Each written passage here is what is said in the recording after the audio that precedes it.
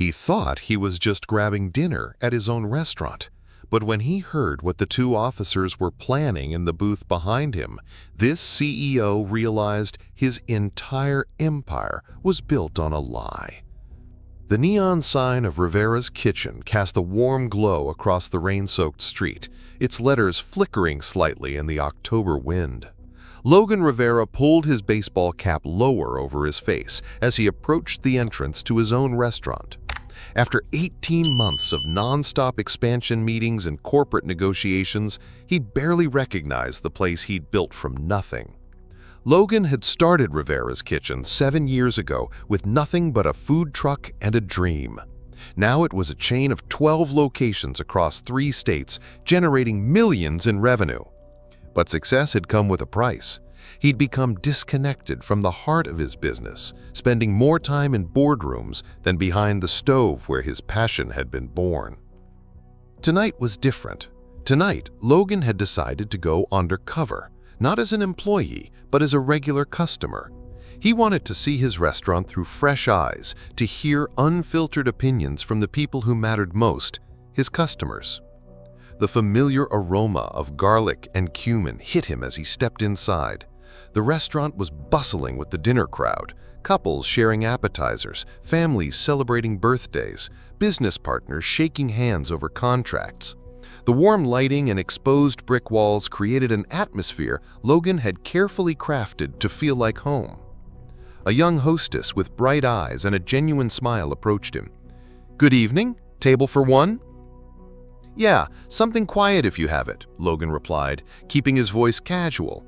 He didn't want to risk being recognized, though he doubted many of the newer staff would know him anyway. She led him to a corner booth near the back of the restaurant, perfect for observing without being noticed. As Logan settled into the worn leather seat, he felt a pang of nostalgia. This booth had been one of the first pieces of furniture he'd bought when he opened the original location. He'd eaten countless meals here during those early days, often staying late into the night planning the restaurant's future. A server approached, a woman in her 30s with tired eyes but a professional demeanor. "Can I start you with something to drink?" "Coffee, black," Logan said, glancing at the menu he knew by heart. "And give me a few minutes to decide on food." As she walked away, Logan allowed himself to really look around. The restaurant was successful by any measure. Every table was full, servers moved efficiently between customers, and the energy was vibrant. But something felt different. There was a tension in the air he couldn't quite place, a subtle undercurrent of unease among the staff. His observations were interrupted by voices from the booth directly behind him. 2 men had just sat down, their conversation low but urgent enough to catch Logan's attention. "You sure this is the right place?" The first voice was gravelly, seasoned with years of authority. "Positive. Rivera meets his suppliers here every Tuesday night. Same booth, same time for the past 6 months." Logan's blood ran cold. They were talking about him, but how did they know his schedule so precisely? And why did their voices carry the unmistakable cadence of law enforcement? He kept his head down, pretending to study the menu while straining to hear more. "The shipment comes in tomorrow morning," the first voice continued. "We need to make sure Rivera understands the new arrangement before then." "He'll understand," the second man said with a dark chuckle, "especially after what happened at Chen's place last month." Logan's hands tightened around the menu.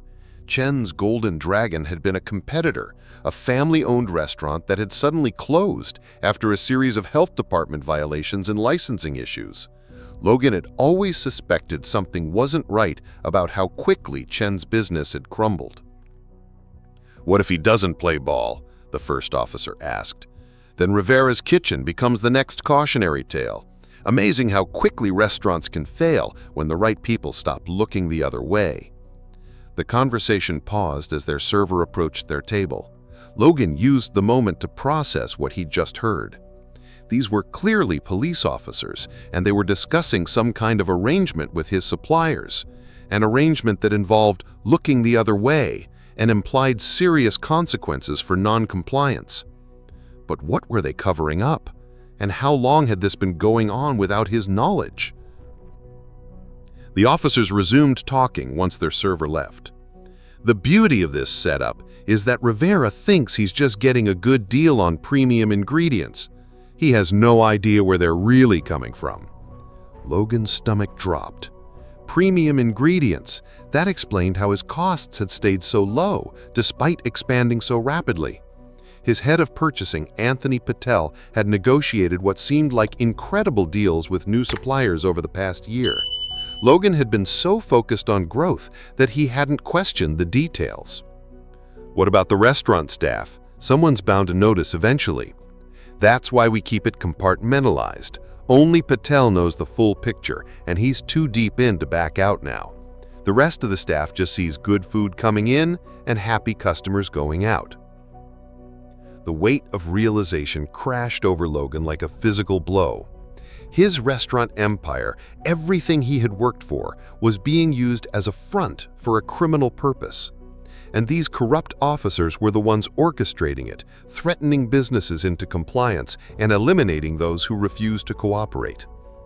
Logan thought about Chen's family, about the other small business owners who might have faced similar pressure.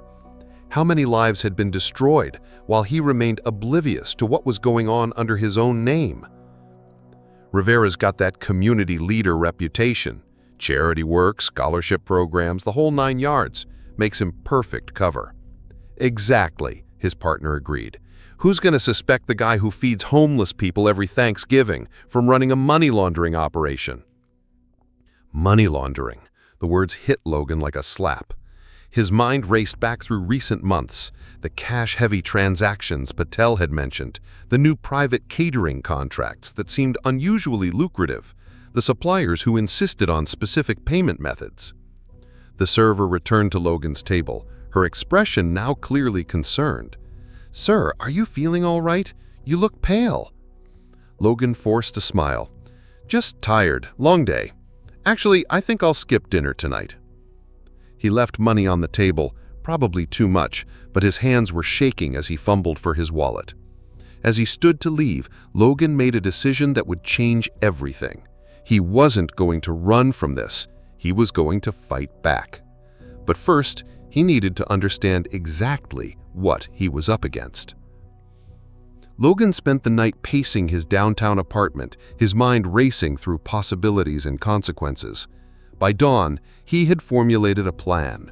If he was going to take on corrupt police officers, he needed evidence, solid, undeniable proof of their crimes. His first stop was Rivera's Kitchen's main location, arriving before the morning staff. Using his master key, Logan let himself into the office where Anthony Patel handled purchasing and logistics. If the officers were right about Patel being the inside man, there would be evidence here. Logan had known Anthony for 3 years. He'd hired him based on glowing recommendations and an impressive track record of cost reduction at previous restaurants. Anthony was quiet, efficient, and had seemed genuinely committed to Rivera's Kitchen's success. The idea that he might be complicit in criminal activity felt like another betrayal. The office was meticulously organized, Anthony's trademark attention to detail. Logan started with the filing cabinets, looking for anything related to the new suppliers the officers had mentioned. What he found made his blood run cold. Invoice after invoice from companies he'd never heard of.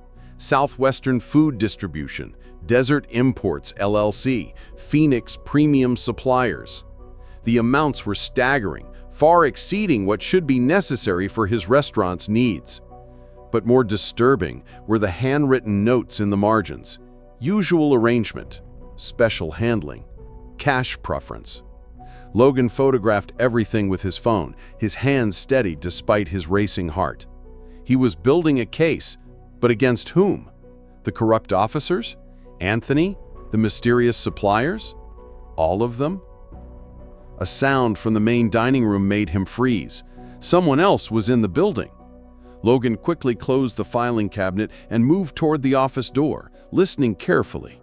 Footsteps echoed across the restaurant floor, measured, purposeful. Someone who belonged here. "Hello?" A familiar voice called out. "Logan? Is that you?" It was Anthony Patel. Logan stepped out of the office trying to appear casual. "Hey, Anthony, you're here early." Anthony's expression was guarded, his usual easy smile replaced with something more cautious. "I could say the same about you. It's been months since you've been here before opening." "Couldn't sleep. Thought I'd catch up on some paperwork." "In my office?" Anthony's tone was neutral, but his eyes had hardened. Logan realized his mistake too late. Anthony would know if someone had been through his files. The man was too organized and detail-oriented to miss signs of intrusion. "I was looking for the quarterly supplier reports," Logan said, thinking quickly. "I have a meeting with potential investors next week." Anthony nodded slowly, but didn't seem convinced. "Those reports are in the main database. I could have emailed them to you." An uncomfortable silence stretched between them. Logan found himself really looking at Anthony for the first time in months, noting the expensive watch, the designer shirt, the subtle signs of wealth that seemed inconsistent with a restaurant purchasing manager's salary. "Anthony," Logan said carefully, "I need to ask you something, and I need you to be completely honest with me." Anthony's posture stiffened almost imperceptibly. "Of course.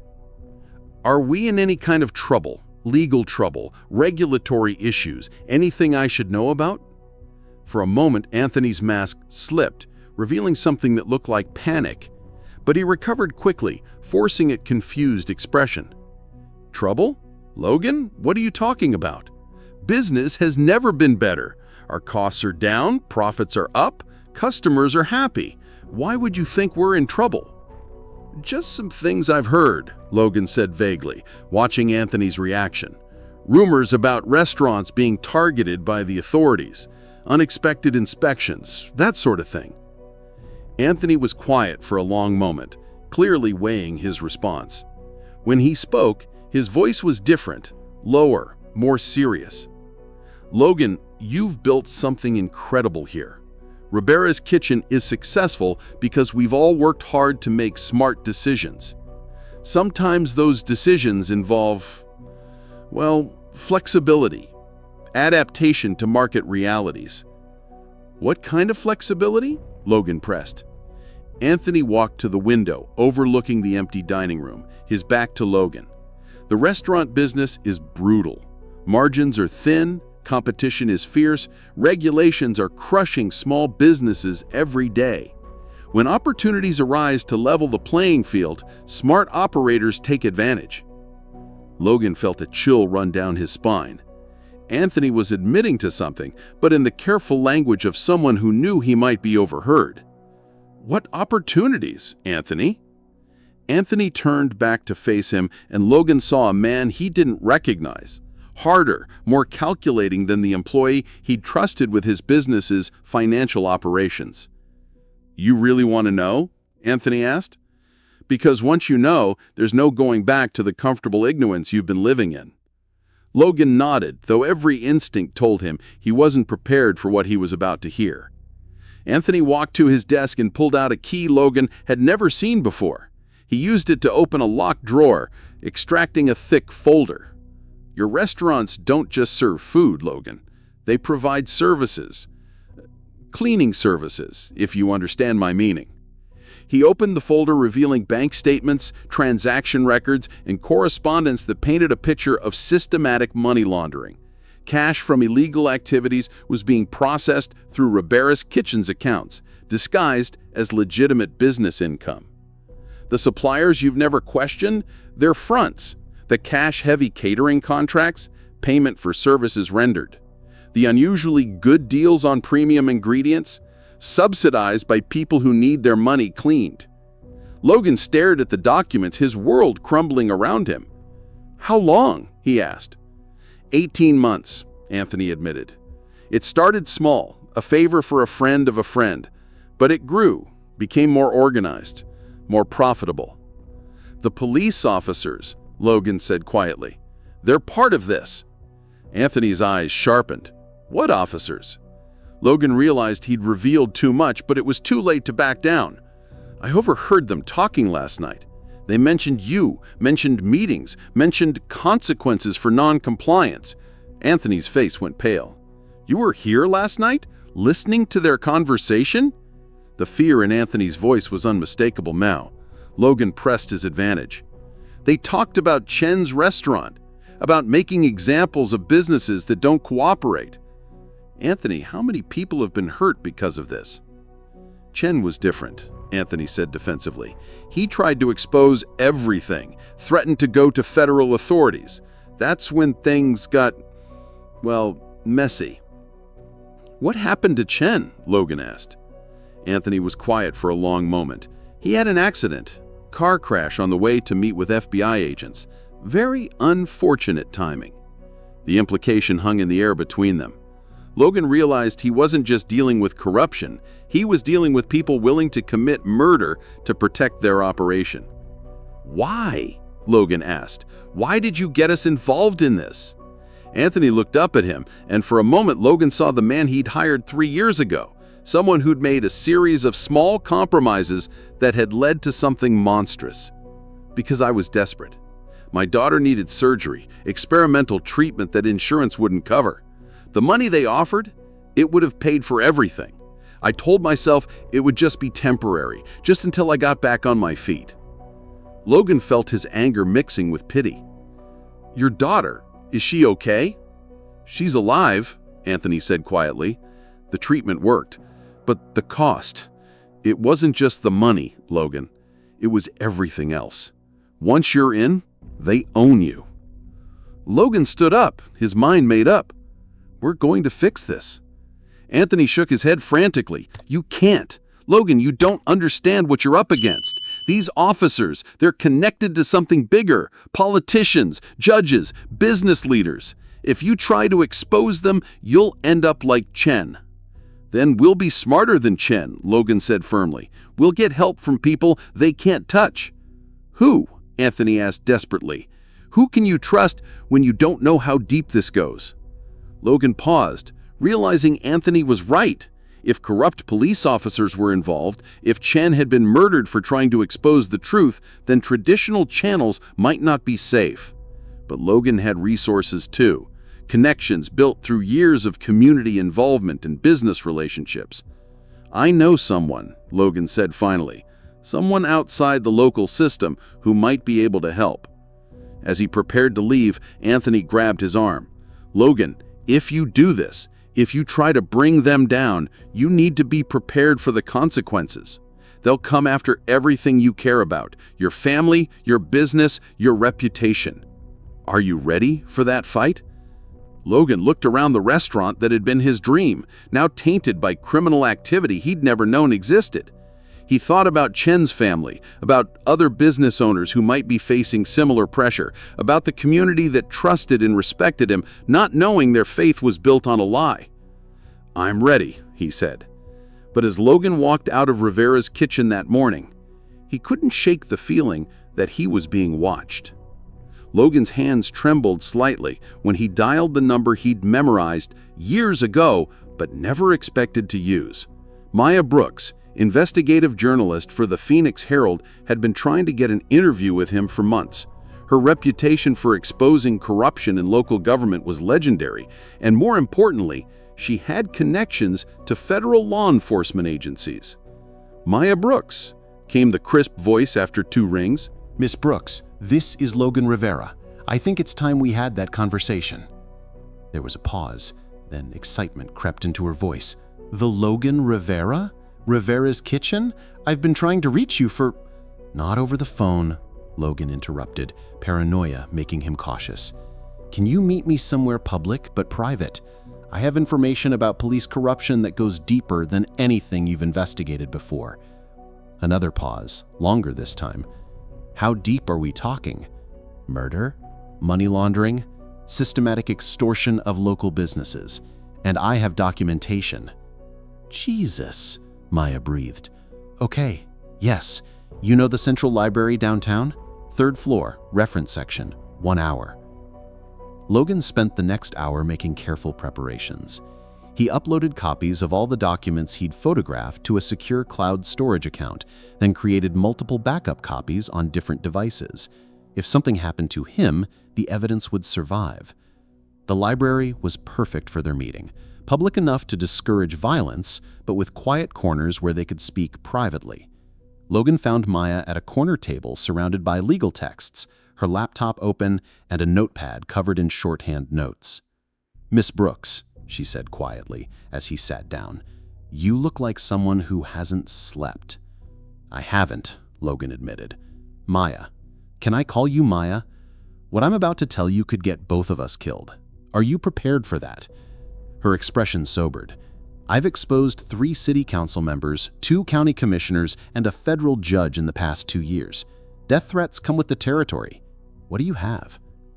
Logan opened his laptop and showed her the photographs of Anthony's files, the bank records, the correspondence that painted a picture of systematic criminal activity. As Maya reviewed the evidence, her expression grew more and more alarmed. "This is extensive," she said finally. "How long has this been going on without your knowledge?" 18 months, according to my purchasing manager. But Maya, there's more. I have reason to believe the police officers running this operation killed a restaurant owner who tried to expose them. Logan told her about Chen's golden dragon, about the conversation he'd overheard, about the thinly veiled threats and systematic destruction of non-compliant businesses. Maya was taking notes rapidly, her journalistic instincts clearly engaged. "The officers, did you get names, descriptions?" "Not names, but I saw them. I could identify them." Logan described the 2 men, their conversation, their obvious familiarity with criminal operations. "That matches intelligence I've been gathering for months," Maya said grimly. "There's been a pattern of suspicious business failures, always preceded by health department violations or licensing issues, but I could never prove coordination. Now you can. But Maya, if we do this, if we expose them, people are going to get hurt. Anthony, my purchasing manager, he's in deep, but he was coerced. His daughter needed medical treatment." Maya looked up from her notes. "Mr. Rivera, Logan, I need you to understand something. If we don't expose this, more people will get hurt. More businesses will be destroyed. More families ruined. Chen's death can't be meaningless." Logan nodded, feeling the weight of responsibility settling on his shoulders. "What do we do next?" "We need federal involvement," Maya said decisively. "Local authorities can't be trusted. I have a contact at the FBI, Agent Sarah Chen, no relation to the restaurant owner, but she's been investigating organized crime connections to local law enforcement. Can she be trusted?" Maya's expression was grim. "She's the one who told me about the pattern of business failures. She's been building a case but needed an inside source. You just became that source." They spent the next hour planning their approach. Maya would contact Agent Chen and arrange a meeting. Logan would continue gathering evidence while being careful not to alert Anthony or the corrupt officers to their investigation. "One more thing," Maya said as they prepared to leave. "You need to be prepared for the possibility that this goes higher than just a couple of corrupt cops. Money laundering operations this sophisticated usually have political protection." Logan felt a chill. How high? Could be mayor's office, could be state level. We won't know until we start pulling threads. But Logan, once we start this process, there's no going back. Your life is going to change permanently. As they left the library separately, Logan felt a mixture of fear and determination.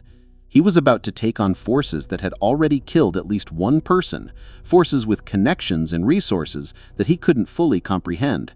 But he also felt something he hadn't experienced in months, a sense of purpose beyond profit margins and expansion plans. For the first time since building his business empire, Logan Rivera was fighting for something bigger than himself. That evening, Logan returned to his apartment to find his door slightly ajar. His blood froze as he pushed it open carefully, revealing a scene of systematic destruction. Furniture overturned, papers scattered, electronics smashed, but nothing appeared to be stolen. This was a message, not a robbery. On his kitchen table, someone had left a single photograph, Logan, talking to Maya Brooks in the library, taken from across the street through a telephoto lens. Underneath the photo was a handwritten note. "Some conversations are more private than others. We should talk." Logan's phone rang, the sound making him jump. Unknown number. "Hello, Logan," came a gravelly voice he recognized from the restaurant. "I think it's time we met properly." The abandoned warehouse on the outskirts of Phoenix felt like something out of a crime movie. Rusted metal siding, broken windows, and an atmosphere of menace that made Logan's skin crawl. But he'd come anyway, knowing that running would only delay the inevitable confrontation. The two officers were waiting for him in the center of the vast, empty space, their casual postures belying the tension in the air. Up close, Logan could see them more clearly. The taller one had gray at his temples and scars on his knuckles that suggested a history of violence. The shorter one wore expensive shoes that seemed inconsistent with a police officer's salary. "Mr. Rivera," the tall officer said, his voice echoing slightly in the empty space. "Thank you for coming. I'm Detective Frank Morrison, and this is Detective Ray Collins. We've been looking forward to this conversation." Logan kept his distance, every muscle tense and ready to run if necessary. "What do you want?" Detective Morrison smiled, but there was no warmth in it. "Want, Logan? We want the same thing you do. For Rivera's Kitchen to continue being successful, for your business to thrive, your family to stay safe, your reputation to remain intact." "By using my restaurants to launder money?" Detective Collins stepped forward, his expression harder than his partner's. "By providing you opportunities that have made you millions of dollars. Do you think your success happened by accident?" "I built my business through hard work and good food. You built your business through advantageous supplier relationships and favorable regulatory treatment. Relationships and treatment that we facilitated. Without our assistance, Rivera's Kitchen would be just another failed restaurant dream." "Like Chen's Golden Dragon?" Logan shot back. The temperature in the warehouse seemed to drop several degrees. Morrison's friendly facade completely disappeared. "Chen made poor choices. He forgot that success in business requires partnership, cooperation, gratitude for opportunities provided. He thought he could bite the hand that fed him." "So you killed him?" Detective Collins laughed, a harsh sound that echoed off the metal walls. "Chen died in a car accident. Tragic, but hardly unusual. Phoenix has terrible drivers." "Cut the shit," Logan said, his fear transforming into anger. "I know what you did. I know what this is. The question is, what happens now?" "What happens now depends entirely on you, Logan. You can continue being a successful businessman, expanding your empire, supporting your community, making everyone around you wealthy and happy. Or what? Or you can follow Chen's example, make moral stands, contact federal authorities, try to expose people who have dedicated their careers to public service, and suffer the same consequences." Logan felt his phone vibrate in his pocket. A text message. Without looking, he knew it was probably Maya or Agent Chen wondering about his status, but he couldn't check it without revealing their involvement. "What about Anthony?" Logan asked, stalling for time while he figured out his next move. "Anthony is a good example of how this arrangement benefits everyone. His daughter is alive because we provided opportunities for him to afford her treatment. His family is secure because he chose cooperation over confrontation." He chose because you threatened him. We provided options, Collins corrected, just like we're providing options to you now. Morrison pulled out his phone and showed Logan a series of photographs. Maya Brooks entering her apartment, Logan's sister Maya leaving her school, Logan's parents at their weekly grocery shopping. "Your family seems nice," Morrison said conversationally. "It would be unfortunate if they found themselves in dangerous situations." Logan's vision went red with rage. "If you touch my family—" "We won't," Morrison said quickly, "as long as you make smart choices. Logan, we're not monsters. We're businessmen, just like you. We've built a profitable operation that benefits everyone involved. Your restaurants provide legitimate business fronts for financial activities. Our clients get professional services. Everyone makes money, everyone stays safe. It's a perfect system." "Perfect except for the people you've killed." Collins stepped closer, his voice low and menacing. "The only people who've been hurt are those who try to destroy something good. Chen could have lived a long, prosperous life. Instead, he chose to threaten the livelihoods of dozens of families who depend on our arrangement. Logan realized they genuinely believed their own justifications. In their minds, they were protecting a beneficial system from troublemakers who didn't understand the bigger picture. "What exactly are you asking me to do?" Logan said finally. Morrison smiled, thinking he'd won. "Nothing you haven't been doing already. Continue running your restaurants. Continue working with Anthony on purchasing and logistics. Continue being the respected community leader everyone admires. Just forget about conversations you might have overheard, investigations you might have considered, contacts you might have made with people outside our organization." "And if I don't?" Collins answered this time. "Then Rivera's kitchen experiences the same rapid decline as Chen's Golden Dragon. Health department violations, licensing problems, supplier issues, customer complaints, staff turnover. Amazing how quickly a successful business can collapse when the right people stop being cooperative." "And if that doesn't work?" Logan pressed. Morrison's expression turned genuinely sad. "Then accidents happen. Cars crash, buildings catch fire, people slip and fall downstairs. Phoenix can be a dangerous city for those who don't take proper precautions." Logan felt his phone vibrate again, another message. Maya or Agent Chen were probably getting worried about his extended absence from contact. "I need time to think," Logan said. "Of course," Morrison said magnanimously. "Take all the time you need.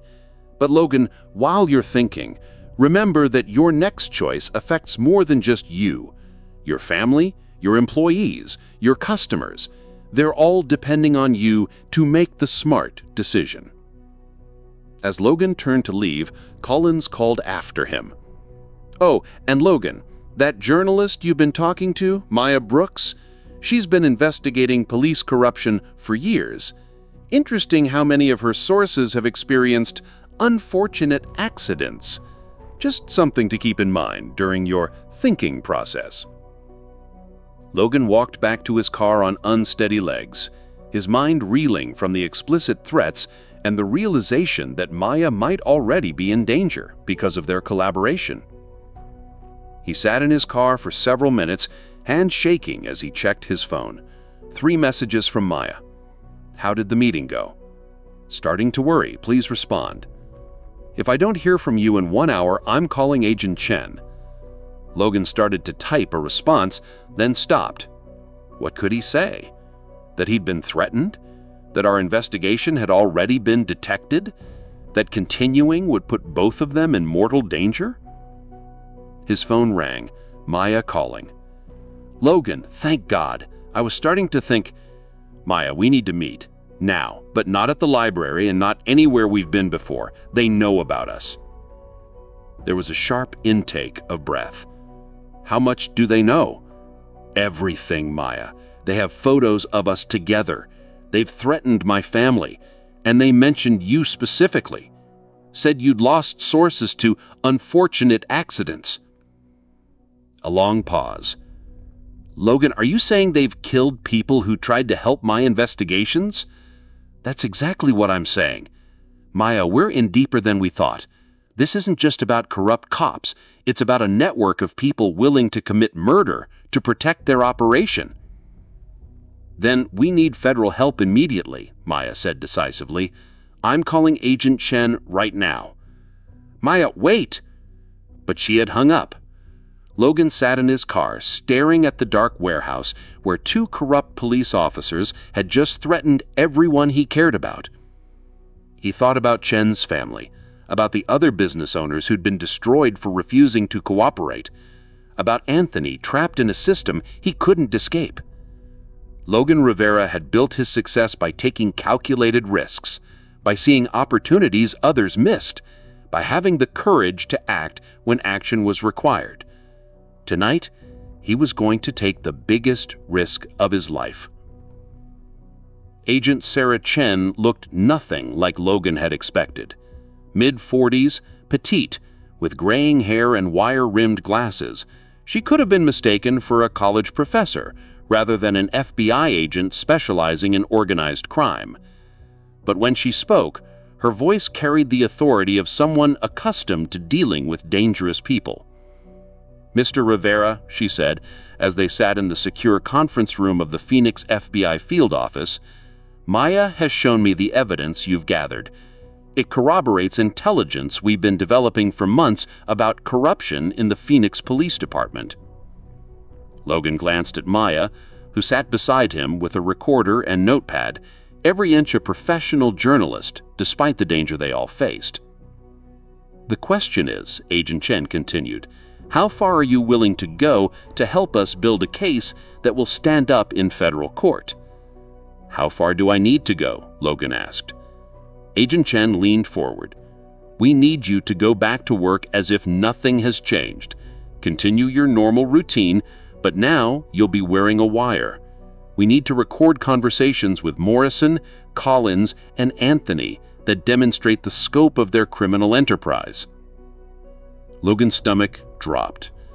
"You want me to walk back into a situation where they've already threatened to kill me, and now I'll be wearing a wire?" "It's dangerous," Agent Chen admitted, "but it's also the only way to gather the evidence we need to prosecute not just Morrison and Collins, but the entire network they're working with." Maya spoke up. "What kind of protection can you provide?" "We'll have surveillance teams monitoring Logan at all times. He'll have a panic button that will bring agents running within minutes, and we'll move quickly. Once we have the recordings we need, we'll execute arrests simultaneously across the entire operation." Logan thought about his family, about the photographs Morrison had shown him. "What about my parents, my sister?" "They'll have protection details starting immediately. They won't know about it, but they'll be safe." Agent Chen slid a folder across the table. "Inside are photos and profiles of every person we suspect is involved in this operation. It goes much higher than Morrison and Collins. We're talking city council members, a county judge, and possibly someone in the mayor's office." Logan opened the folder and felt his world shift again. Among the photos was someone he recognized. Councilman Robert Hayes, who had personally congratulated Logan at the ribbon cutting for his newest location just 6 months ago. "Jesus," Logan breathed. "Hayes? He's been pushing for more small business support programs." "Perfect cover," Maya said grimly. "Help legitimate businesses while running criminal enterprises through others." Agent Chen nodded. "The beauty of their system is that most participants don't know the full scope. Anthony knows about the money laundering, but probably doesn't know about the political connections. Morrison and Collins know about the muscle, but might not know about the judicial corruption. Everyone's compartmentalized." Logan closed the folder, his decision made. "What do you need me to do?" Over the next hour, Agent Chen outlined the plan. Logan would return to his normal routine, but would be equipped with sophisticated recording devices. He would have scheduled meetings with Anthony and eventually with Morrison and Collins designed to get them to admit their crimes on tape. "The key," Agent Chen explained, "is to act like you're considering cooperation. Let them think they've scared you into compliance. Get them comfortable talking freely about their operation." 3 days later, Logan sat across from Anthony in the restaurant office, a tiny recording device hidden in his shirt button, capturing every word. "I met with them," Logan said quietly, "Morrison and Collins."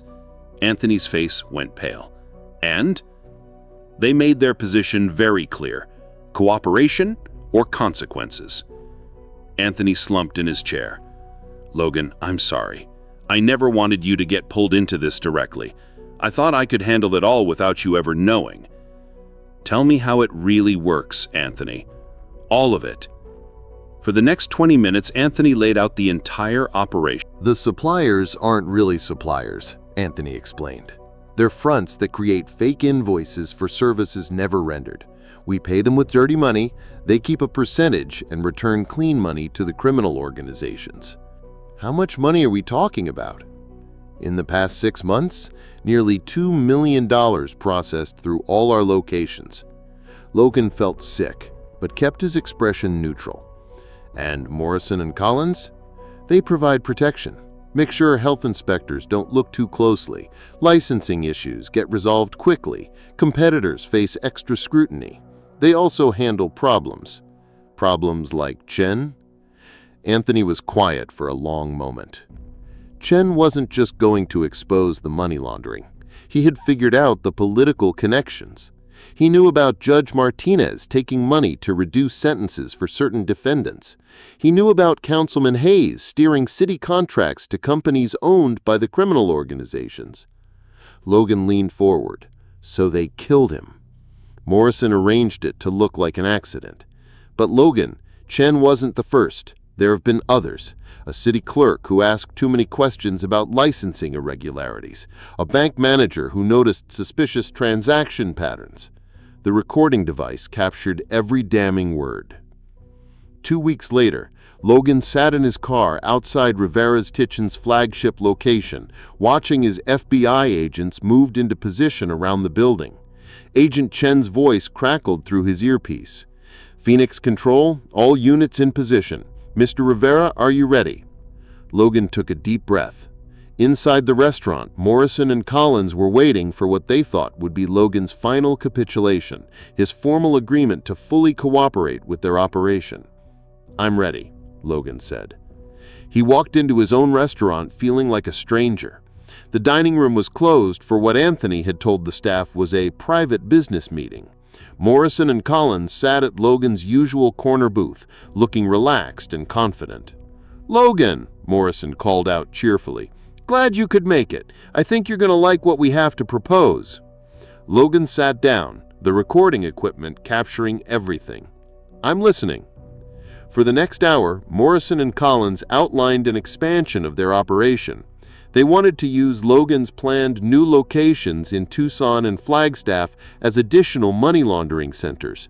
They talked freely about their political connections, their methods for eliminating problems, their plans for the future. "The beauty of this arrangement," Collins said, "is that everyone wins. You make more money than you ever dreamed of. We provide services that ensure your continued success, and our clients get professional financial services." "What about the people you've killed?" Logan asked quietly. Morrison's expression didn't change. "Casualties of business, Logan. Chen, that bank manager Martinez, the city clerk Williams, they all chose to threaten something bigger than themselves. We simply protected our investment." The admission of multiple murders was exactly what Agent Chen needed. Logan's phone buzzed, the signal. In 30 seconds, federal agents would come through every entrance to the restaurant. "There's just one thing I need to know," Logan said, stalling for time. "How high does this really go? Who else is involved?" Collins smiled. "Let's just say that when Judge Martinez sentences our clients, when Councilman Hayes votes on business regulations, when Mayor Davidson decides which neighborhoods get extra police protection, they're all considering the health of our mutual enterprise." 29 seconds. "And if I refuse to expand to Tucson and Flagstaff?"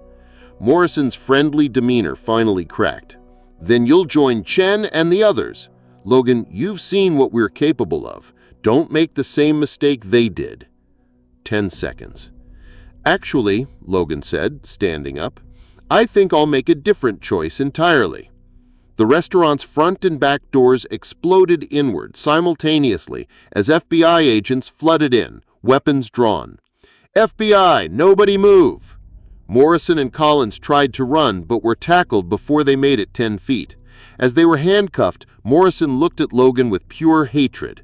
"You have no idea what you've done," he snarled. "This goes deeper than us, deeper than you can imagine." Agent Chen appeared beside Logan. "Maybe, but it starts with you two." 6 months later, Logan sat in a federal courtroom watching Detective Frank Morrison receive a life sentence without parole for murder, conspiracy, money laundering, and racketeering. Detective Ray Collins received the same sentence.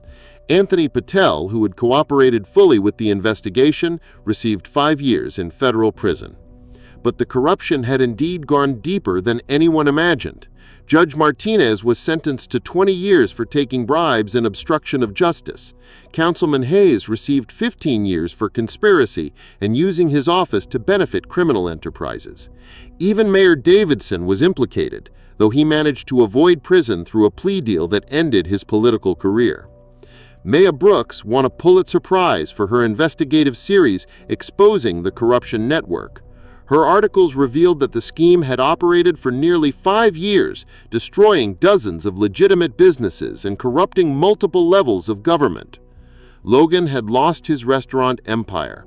Rivera's kitchen was permanently closed after the investigation revealed the extent of its use in criminal activities. But he'd gained something more valuable: the knowledge that he'd helped bring justice for Chen's family and prevented other innocent business owners from being destroyed. Standing outside the courthouse after Morrison's sentencing, Logan felt a hand on his shoulder. It was Chen's widow, Mrs. Chen, with her 2 teenage children. "Mr. Rivera," she said in accented English, "my husband would be proud of what you did. You gave us justice when we thought there was none." Logan felt tears in his eyes. "I'm sorry I didn't know sooner. I'm sorry I couldn't save him." "You saved others," Mrs. Chen replied. "That's what matters now." As Logan watched the Chen family walk away, he thought about second chances and the difference between success and significance. He'd lost everything he'd thought mattered, but in the process, he'd found something far more important. Maya Brooks approached as he stood on the courthouse steps. "So what's next for Logan Rivera?" she asked. Logan smiled, the first genuine smile he'd felt in months. "I think I'm going to open a food truck. Something small, honest, clean.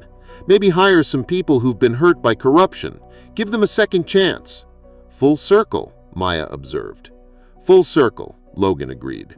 "But this time, I'll know exactly what's going into every transaction." As Logan walked away from the courthouse, Logan felt something he hadn't experienced in years: peace with his choices and hope for the future. Sometimes, losing everything is the only way to find what really matters. But here's what's really disturbing about this story. You probably think this is just fiction. You probably believe that systematic corruption like this, police officers murdering business owners, money laundering through legitimate restaurants, judges taking bribes, politicians protecting criminal enterprises, only happens in movies and books. You probably believe that your own community is safe from this kind of organized criminal corruption. Don't. Because while Logan Rivera and Morrison and Collins are fictional characters, the systems they represent are operating right now in cities across America. Real restaurants are being used to launder drug money. Real police officers are taking bribes to look the other way. Real business owners are being threatened and sometimes killed for refusing to cooperate with criminal enterprises. The only difference between fiction and reality is that in real life, there's usually no Logan Rivera brave enough to risk everything to expose the truth. So here's my challenge to you. Pay attention to the businesses in your community. Ask questions when things don't add up. Support journalists who investigate corruption. Vote for officials who prioritize transparency and accountability. Because the moment you decide that corruption doesn't happen here, or isn't your problem, is the moment you become complicit in allowing it to flourish. Don't be a bystander to injustice. Be the Logan Rivera your community needs.